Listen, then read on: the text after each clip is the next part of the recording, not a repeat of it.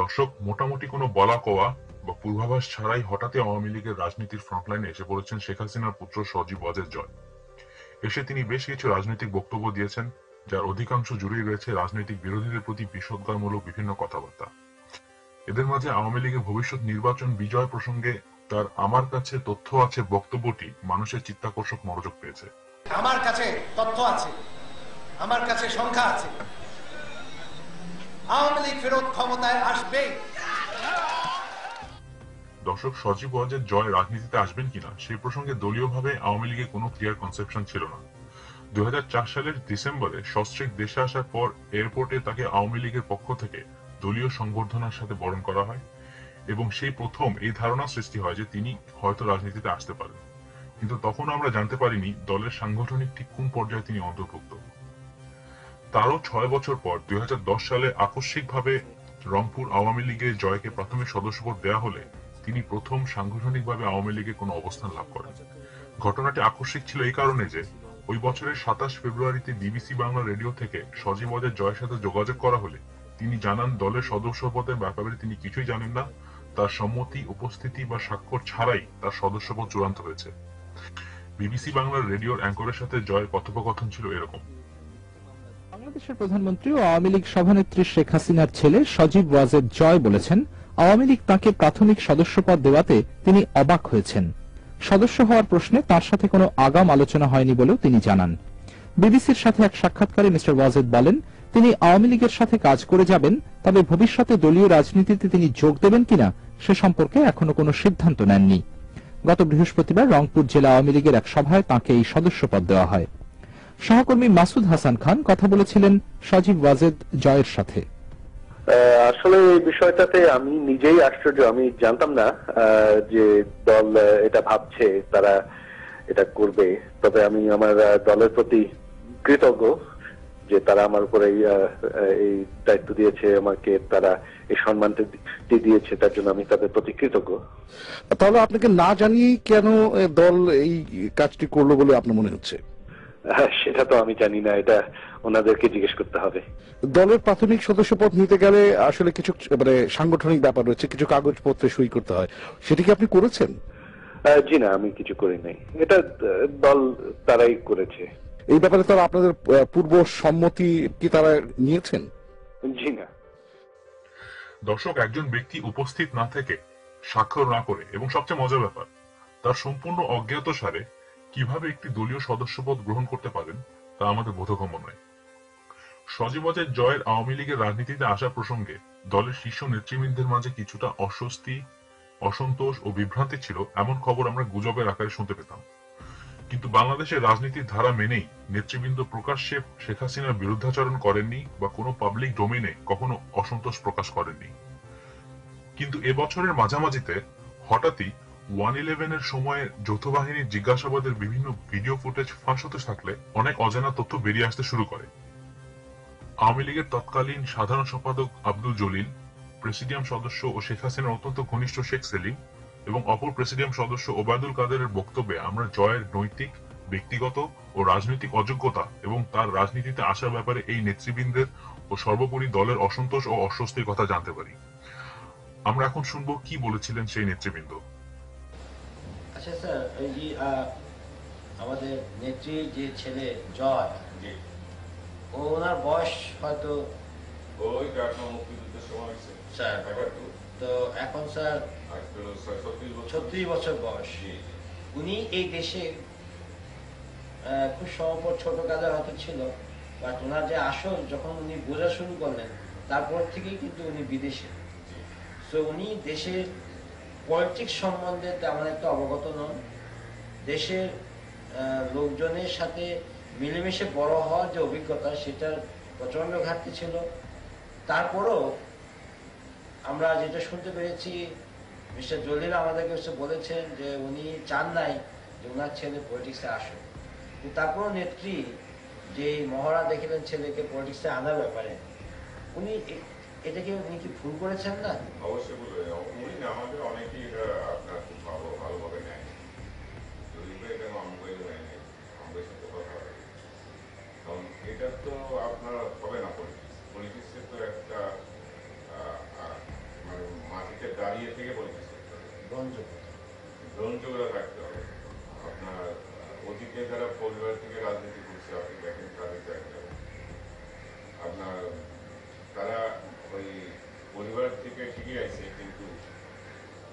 প্রসেসের মাধ্যমে চলে এসেছে। আর এখানে এই প্রসেস তো উপরে চাপিয়ে দিলে তো এটা পাবলিক গ্রহণ করবে না, হয়তো ওনার ক্ষমতা যতদিন আছে ততদিন গ্রহণ। জয় অ্যাকচুয়ালি ইনিশিয়ালি পলিটিক্সে কোনো ইনভলভমেন্ট ছিল না। এই লাস্টে যখন ও আসলো ঢাকায় তার ওয়াইফ বিয়ে করার পরে, তখন তাকে এটা যে রিসিপশনটা দিল, এই রিসিপশনের মাধ্যমে তাকে পলিটিক্যালি অ্যাম্বিশিয়াস করে ফেলা হলো এবং তখন তাকে নিয়ে বিভিন্ন জায়গায় ঘোরা শুরু হলো। অর্গানাইজেশন তাকে নিয়ে সভা সমাবেশ করলো। তারপরে নেত্রী ঠিক করলো যে ঠিক আছে, তার বাবার যে কনস্টিটিউয়েন্সি রংপুরে, সেখানে কিরগঞ্জে, সেখানে সে গ্রাজুয়ালি নিজে ডন্ডভঞ্জন ওখানে যে মিটিং করেছে, পাবলিক গ্যাদারিংয়ে অ্যাড্রেস করেছে এবং ধীরে ধীরে তাকে নেত্রী আইডিয়া ছিল আগামী ইলেকশনে তাকে নিয়ে এসে ওইখান থেকে পার্লামেন্ট ইলেকশন করা বা উনি করে পরবর্তীকালে বাই ইলেকশনে উনাকে করা। ইট ওয়াজ হার প্ল্যান এবং সেভাবে তাকে পার্টিতে ইনভলভ করার চেষ্টা করা হয়েছে। তারপরে এখন যে বিয়ে করেছে সেটাও তার ওই মহিলার জন্য এটা দ্বিতীয় বিবাহ। তো এই যে কালচারগুলা, এই কালচারগুলা বিদেশে লোকজনের কাছে খুব নর্মাল হলো, বাংলাদেশের কাছে, বাংলাদেশের নেতাদের কাছ থেকে আমাদের অন্যান্য সমর্থক এটা আশা করে এটা হবে না। এই জিনিসগুলো আপনারা কি নেত্রীকে একবার বোঝান নাই যে যখন আপনি ওনাকে পিকচার আনবেন তখনই আপনার ছেলের সম্বন্ধে এই কথাগুলো বিভিন্ন মিডিয়া আর বিভিন্ন জায়গায় আসবে, তখন আমাদের দলের একটা ইমেজটা খারাপ হবে। আপনি কি এটা কিছু বলেছিলেন কি নেত্রীকে ব্যাপারে? আমি একবার বলছিলাম ব্যাপারে, অনেক আপনার দিতে দিয়ে গেল তার আগে আমি যেটা বলছিলাম যে তখন ওই বিয়ে হয়েছে আমি জানি, আমি বলছিলাম যে জয়কে পরিচয় করতে হলে দেশে এসে থাকতে হবে, আর তারিখের মতন পরিচয় জয় করতে গেলে কিন্তু সেটা কি করবে, না না না না জয় পরিচয় করবে না। কেউ কেউ বলে মিস্টার কিবরিয়া জয়ের পলিটিক্সে আসার ব্যাপারে বেশ বিরোধিতা করেছিলেন, এটা কি ঠিক স্যার? না, কিবরিয়া সাহেব তো এরকম বিরোধিতা করছে, এটা তো আমাদের ধরনের সরাসরি কেউ বিরোধিতা করছে, কিন্তু সবাই নিজেদের ভিতরে কানাঘুষি করছে, নেত্রীর সামনে সরাসরি বিরোধিতা করছে। আচ্ছা স্যার, এই জয়ের ব্যাপারে, জয়ের ব্যক্তিগত জীবন ধারার ব্যাপারে আপনি কিছু বলতে পারবেন স্যার? আমি তো অনেকদিন ডিটেলস কাজ করছি, কথা বলছি স্যার। ওর পড়াশোনাটা কিভাবে হলো? ও পড়াশোনা তো ইন্ডিয়া ছিল ফার্স্ট 75-এর পর। আচ্ছা, তারপরে ইন্ডিয়ার থেকে আপনার তো প্রথম ছিল আপনার দিল্লিতে, তারপর বোধহয় পূজায় কালে গেলাম, তারপর বোধহয় সে বাংলাদেশে, বাংলাদেশ থেকে এইখানে বোধহয় আমি অত ডিটেল যাই না, আর তারপর জিজ্ঞাসাবাদে আওয়ামী লীগ নেতৃবৃন্দ এমনকি বিরোধী দলে থাকা অবস্থায় জয়ের ও শেখ হাসিনার পারিবারিক দুর্নীতি, দলীয় অর্থ আত্মসাৎ ও আমেরিকায় জয়ের বিলাসবহুল জীবন প্রসঙ্গেও মুখ খোলেন। সে কম্পিউটার ইঞ্জিনিয়ার, আমাদের কাছে তো বড় চাকরি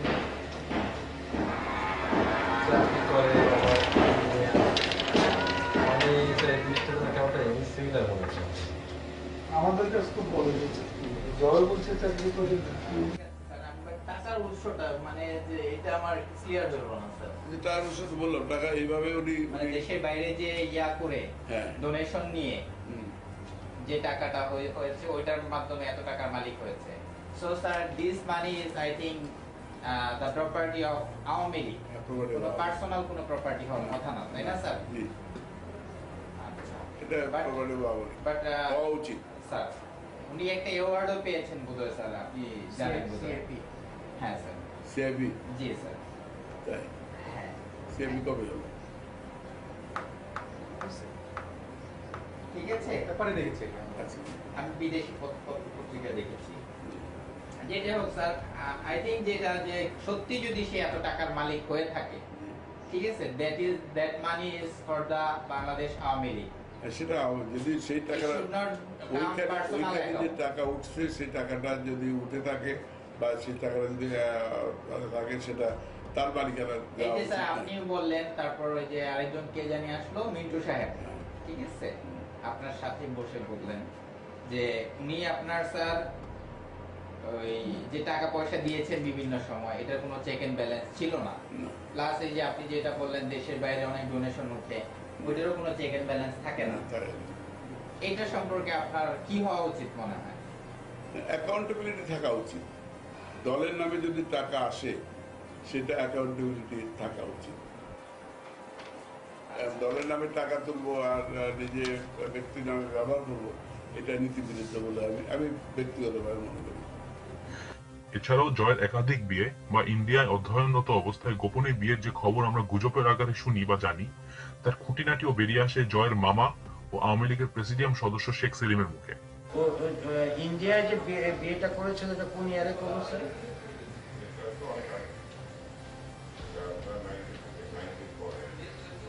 এটা কি কোনো অনুষ্ঠান হয়েছিল স্যার?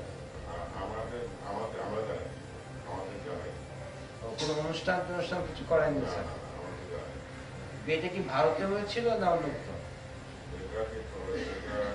আমার বললাম তো, আমাদের কারণে আমরা বলছি আমাদের অনুষ্ঠান বলেও সেটা একেবারে কোন আছে আর কোন আছে শুধু জানবো। তো বিয়েটা কয়দিন থেকে ছিল স্যার? অ্যাকচুয়ালি তাও হিসেবে বলতে পারবো না, আমরা তো দেখিই নি, ওই যে মেয়েটাকে দেখিও কথাটা হচ্ছে। আচ্ছা স্যার, বলছিলাম এই কারণে যে আপনি তো স্যার খুব ক্লোজ, আপনার ব্যাপারে খুব নির্ভরশীল। না ক্লোজ ঠিকই, কিন্তু কিছু ব্যক্তিগত বিষয়গুলো আছে, এই ব্যাপারে না বললে তো আর বেশি জিজ্ঞেস মুশকিল। আচ্ছা, উল্লেখ্য, সজীবজে জয়ের একাধিক বিয়ের ব্যাপারটি আমরা এই প্রথমবারের মতো কোনো দায়িত্বশীল ব্যক্তির মুখে শুনতে পেরেছিলাম। শেখ হাসিনার পুত্র তার নিজ পছন্দ অনুযায়ী বিয়ে করবে, তাতে গোপনীয়তার কি ছিল এবং কেন এমনকি শেখ সেলিমের মতো ঘনিষ্ঠ আত্মীয়কেও সেখানে রাখা হয়নি, আমরা ধারণা করি বাংলাদেশের মানুষ এসব প্রসঙ্গ সপ্রশ্ন দৃষ্টিতেই দেখবেন। সম্প্রতি সজীবজের জয় সবচেয়ে বেশি নজর কেড়েছেন ফেসবুকে তার ঘটা উপস্থিতির মধ্য দিয়ে। দেশের মূলধারা মিডিয়ার পূর্ণ সমর্থন ও প্রচারণার সাহায্যে সজীবজের জয়ের ফেসবুক পেজ বেশ আলোড়ন সৃষ্টি করেছে, যার যাত্রা শুরু হয়েছিল তার মা ও প্রধানমন্ত্রী শেখ হাসিনার মোরগ পোলাও রান্নার একটি ছবি প্রকাশের মাধ্যমে। অবশ্য ওই প্রচারণার পর এই ছবিটি প্রসঙ্গে, অর্থাৎ বিশ্বজিতের মা কল্পনা দাস কার জন্য পোলাও রাঁধবেন, বা সাগর ও রুনির ছেলে মাহের সারোয়ার মেঘ তার জন্য কে পোলাও রান্না করে দিবে, সজীবজের জয় বা শেখ হাসিনাকে সেই প্রশ্ন কেউ করতে পেরেছিল কিনা তা আমরা জানতে পারিনি। কিন্তু ফেসবুকে জয়ের পেজের ভেরিফাইড হওয়ার খবর দেশের শীর্ষ পত্রিকাগুলো থেকে শুরু করে টিভি চ্যানেল ও নিউজ পোর্টাল সর্বত্র এসেছে। এই ভেরিফাইড স্ট্যাটাস যে সোশ্যাল নেটওয়ার্কগুলোর আর 10টি পণ্যের মধ্যে একটি বিক্রয়যোগ্য পণ্য, মিডিয়া এই প্রসঙ্গে সাধারণ মানুষের অসচেতনতার একটি সুযোগ নিয়েছে মাত্র। শাহবাগ বা অন্যান্য প্রসঙ্গে মানুষকে আওয়ামী লীগ ও তার আজ্ঞাবহ মিডিয়া যেভাবে বোকা ভেবেছিল, এক্ষেত্রে তারা ঠিক একই কাজটি, ভুল কাজটি করেছে। দর্শক, একজন নতুন প্রজন্মের তরুণ যিনি বাংলাদেশকে চিরাচরিত রাজনৈতিক ধারার বাইরে গিয়ে কিছুটা অন্য চোখে দেখবেন, রাজনীতিতে তাদের আগমনকে আমাদের ভালোভাবে না নেওয়ার কোনো কারণ নাই। কিন্তু এই পরিবেশনায় তার প্রসঙ্গে, অর্থাৎ সজীবজের জয় প্রসঙ্গে যে প্রশ্নগুলো উঠে আসলো, বিশেষ করে রাজনৈতিক গ্রাউন্ডে তার দলের শীর্ষ ব্যক্তি এমনকি বিশ্বস্ত স্বজনরা যে প্রশ্নগুলো রাখলেন, সেগুলোর উত্তর দেয়া ছাড়া শুধুমাত্র চাপিয়ে দেয়া নীতির মাধ্যমে এবং মিডিয়ার সমর্থনে জয় বাংলাদেশে রাজনীতি করতে পারবেন কিনা, এটি একটি প্রশ্ন হয়ে থাকবে।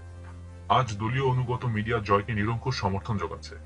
প্রকৃত পটভূমি ছাড়া ও শুধু মিডিয়ার সমর্থন দিয়ে যে সাফল্য আসে না, শাহবাগের নিরঙ্কুশ ব্যর্থতা ও একের পর এক সিটি নির্বাচনে ভরাডুবি কি সেই কথাই প্রমাণ করে না?